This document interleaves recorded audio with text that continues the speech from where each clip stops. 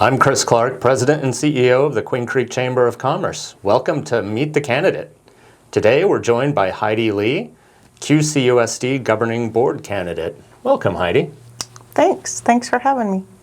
So Heidi, tell us a little bit about yourself. So I have been in public education for 28 years. I spent 25 years in Maricopa and the last 3 as the Director of College and Career Readiness and CTE for Queen Creek. Wow, very nice. So what are you doing currently? So I left the district at the end of June, and I'm helping some folks open a private school for students with autism in Mesa. And so when you were at the district, you were CTE director. Tell us a little bit about that. So Queen Creek offers 20 unique CTE programs. We also partner with EVIT for our students to attend there as well. We have 25 CTE teachers. One of our biggest programs is nursing. With the nursing shortage in the country, it was a great opportunity to build that program. It sounds like quite the undertaking, 25 CTE teachers. And so you've left the district, but you've decided to run for the governing board. Tell us about that and how that came about. I felt like I needed to make a change for myself, and I needed to make a change in Queen Creek. I moved here 3 years ago. I wasn't able as a district employee to help make some change in things that I felt needed to happen, so this was my next opportunity. And so have you run for office before or been part of a... Not at all. Very good. So that must have been quite the decision to jump in. It took a lot of internal discussions and energy with my family to make sure that we were committed to doing this. And so you've mentioned change a couple of times. What types of changes do you think need to be made, and how does that happen from the governing board? I feel like the community and the stakeholders, including teachers and community members, have lost trust in the district. And I think that by increasing the transparency and including stakeholders in decision making, that will grow, and then the community will believe in what the district is doing. And so are there specific areas or things that need to change? And as a governing board member, how does that come about?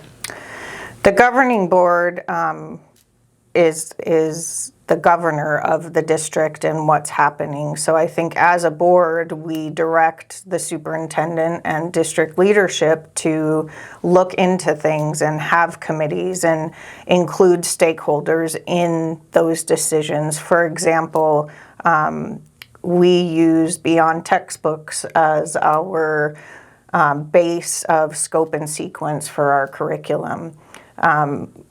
Many teachers in the district are not happy with that decision, and they don't have a voice in being able to share what they believe and what they want to have happen.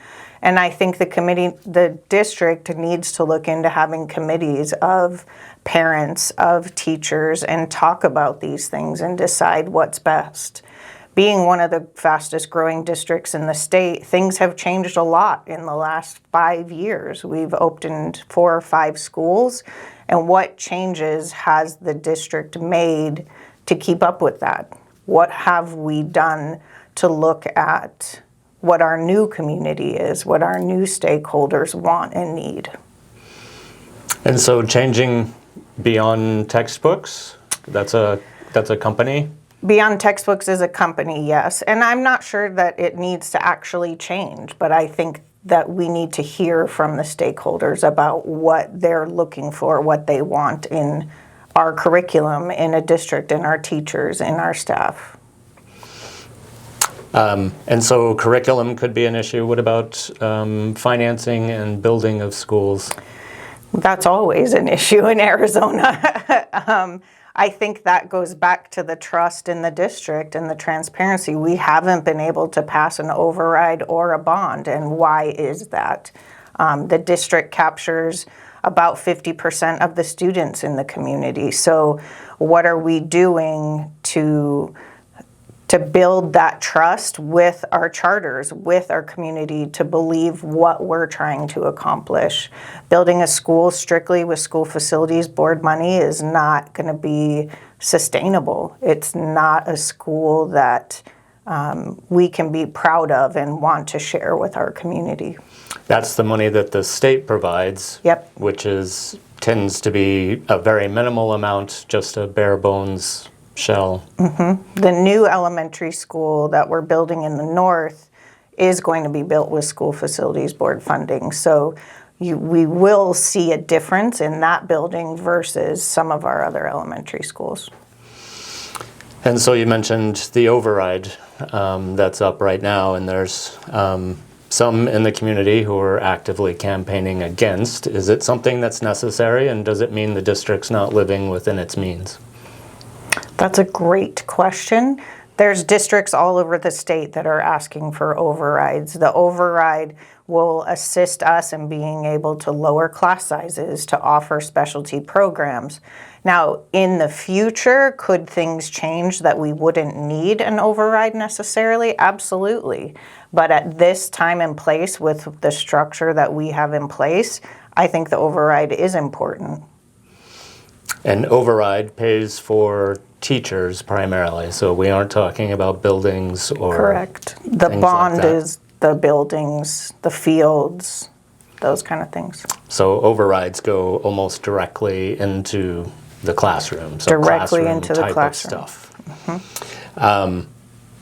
And what else do you think needs to be changed or addressed? I think the turnover in staff. I think we lose too many highly qualified people every year. It's not sustainable. It's not a good business model for a school district continually to change over leadership and teachers. We have to get to a place where we're able to keep the people that we hire. And do you think there's anything in particular that can be done?